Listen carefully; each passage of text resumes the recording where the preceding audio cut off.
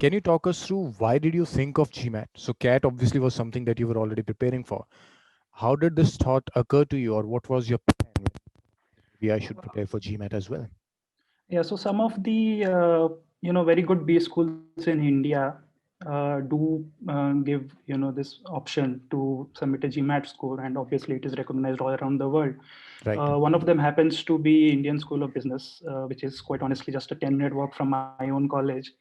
And I have interacted with students over there. And I'm I have sure seen. that's not the only reason why you were considering that college. It happens also to be the best school in the country. Uh, But yeah, please go on. yes, Sorry for yes. interrupting. So yeah, I knew the work culture over there. I knew how things would turn out from if I get into that college. So yeah, that was a motivating factor why I decided to do GMAT. All right. So opening up a few avenues, and especially when you have a school like ISB, you definitely want to have that as an option. And because GMAT was an exam that that you were preparing for in parallel to your preparation for CAT, you could not have probably devoted a good 6 months for that. So there was a limited window that you had to fit your GMAT preparation in parallel to your CAT. So, and this is for all of the people out there who might be considering writing GMAT in future or probably are preparing for GMAT. How does one align the GMAT preparation with their CAT preparation? How did you go about it? So I started my GMAT preparation at the end of May when I joined the advanced classes. Right. At that time, I had this. I had cleared the first round of ISB interview, so I knew I was going to give GMAT no matter what. So at that point, really, yeah, as you said, the critical thing for me was to manage my time, and giving CAT is an exam which tests you on variety of concept much more than what the scope of GMAT is. So I knew I needed at least somewhere around 5 6 months for CAT if I was going to do well in that. So at that point of time, I devoted 2 months only to GMAT. At that point, I was, I guess, 1 month into CAT, so CAT preparation. So it helped me in quant. I got used to that, solving skills that are required because, quite honestly, the kind of questions that are asked in these exams, anyone hasn't done that kind of problems after 12th. It's where even Exactly. engineering, you don't do that kind of questions. Yeah. So it was a good start for me because CAT prepared me a little bit for quant of GMAT as well, and then I gave dedicated 2 months for GMAT with regular practice. So just for everyone's information, Swapnil joined the advanced classes straight away. Swapnil did not attend the GMAT intensive or the GMAT regular batch because of a particular basic comfort that Swapnil felt he already had. So how did you go about your preparation for GMAT? Uh, what was your, with respect to quant and with respect to verbal, how did you go about your GMAT preparation? So I was confident in quant. I just needed, some tips and tricks that, the advanced class provided me with so Right. that I could accelerate, my preparation into GMAT exam. Mm. So quite honestly, in quant, the only thing I really had to practice was data sufficiency questions. Yep. Uh, More than the concept itself, it was about going through the question once and figuring out the most important bits of the question. Mm. And anyway, you have to train yourself to actually attempt two questions in one data sufficiency question. So only that that was the learning part for me in as far as quant was concerned. When it came to verbal, as I said, I was a little bit scared of sentence correction. So I did a mistake while taking these advanced classes was that started focusing on the grammar bit for sentence correction. Mm. Uh, and I think I gave about 20 days for that, which wasn't that necessary because anyway it was more logical than grammar. Yeah. uh, and other than that, I had to really focus on critical reasoning. uh, and I mean, RC, the main focus was improving my speed along with the accuracy, because there is a fine line where you just don't get that accurate answer and you have to go back, and that wastes a lot of time. So really my focus was getting that perfect combination of both accuracy and speed.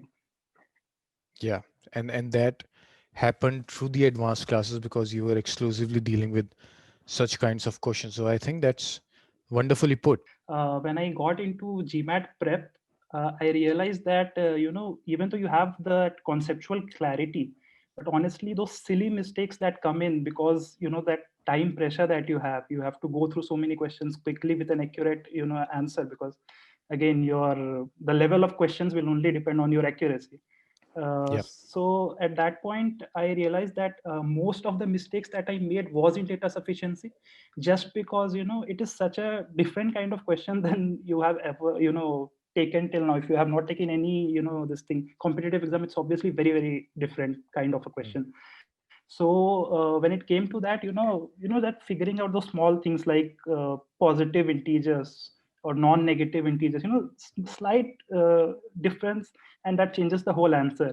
Yeah. And as I said, you're not answering one DS question, you're actually answering two, so that Yeah. adds to the complexity. So yeah, you have to be mindful about these small things and not take too much time understanding the question itself, because then it's really very difficult to score any decent score in quant. And you talked about improving on your reading speed and some of the nuances of maybe sentence correction and critical reasoning. So how did you go on? Because from your first attempt to the second attempt, the significant difference that happened was was the improvement in the verbal section. Yeah. So what was it that that you did for verbal? That's my question number one. And what was it that you did post your first attempt where you scored 710 for verbal, which saw your score increase by 20 points further? So to start with, yeah, I went about verbal, just the way I said. I really had to focus on SC. These advanced classes gave me a feel of it. I knew, I was lacking in some way, and quite honestly, that was where the practice comes in. Really, the mock comes in. Giving those mocks gave me an insight as to why I was a bit troubled in these areas. So first thing that I faced, the issue that I faced in verbal was that I wasn't able to complete my test in time. I was always short of 4 5 questions. I had to rush through them, and so that varied the score. Obviously, sometimes I got them right, sometimes I got them wrong. But Mm. that was one of the critical aspects that I had to work on. So I knew that my probably my reading and comprehension were not up to the mark at that point when I had started. So I really focused on that, and practicing 700 level problems that are given in those classes, that really tells you the kind of preparation that you would be needing. Because when I started out, I had a 670, and even there I did fairly well in quant, and then again I had the Mm. problem with verbal. Yeah. So the critical aspect, and all of this just came through practice. What were you mindful of when you practiced? Yeah, you discovered obviously your mistakes initially when you did the OG. So what was your second round of practice through mocks, which you said because of the analysis of mocks and whatever they revealed? Because I used to solve, analyze mocks at leisurely, early, 2.5 hours, per mock was a bare minimum. The amount of time you give for writing the test should, at least in my opinion, be the time you should give to analyzing it as well. So at that time, I went about solving it at my own pace and saw, if I could have got those questions which went wrong, right. So that indicated that obviously it was about that speed and comprehension part which I was missing. And if it that was not the case, obviously I had to go back to sources, OG, the class notes, to figure out whether that concept itself is lacking. So these were the two things I was really mindful of. How you improved on your speed gradually? What was it that you consciously did? How did you change your reading, especially in reading comprehension? What did you alter? Did you read the entire passage at one go, or did you kind of learn how to skip the parts that are not as relevant? What was it that you discovered, and how did you really kind of move to the next gear, so as to speak, when it comes to reading the passage? Yeah. So figuring how to go about RC, there are so many techniques, passage, read the passage, whole passage, go to the question, read parts, go to the question, see the question, and then come to the RC. So all these things, I was mindful of these things. So in every mock I tried one of these methods to make sure what worked for me. Mm. And obviously, as I said, the jumbling the sections itself, so that I know that doing this first would be beneficial for me. So yeah, that was the thing. And yeah, as you said, I picked up the skill of uh, very quickly navigating through the passage once I have read it to just locate what Yeah. the exact answer should be, and skipping the less important points in the passage. Yeah. That was a skill that I had to develop during these mocks. When you said that you were preparing for GMAT, you exclusively focused on GMAT. Post that, you obviously came back to the CAT preparation. So, for all the students, let's say who have just finished CAT, many of you have written CAT just now. Some of the students might be writing in the next year.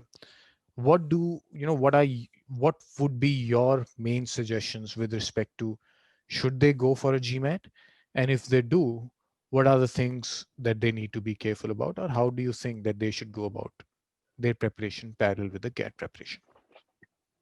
Well, if for the people who are writing it next year, the answer is pretty clear. You should definitely go with GMAT, because it gives you a certainty before you have actually written CAT. You get multiple attempts at it. If one day doesn't go your way, you can have book again and write it, improve your score. Plus, some of the very good schools consider GMAT score. So what's the harm in writing it? And for the people who have just written it, really it's a matter of whether those schools which you are aiming for accept GMAT at this point of time. Hmm.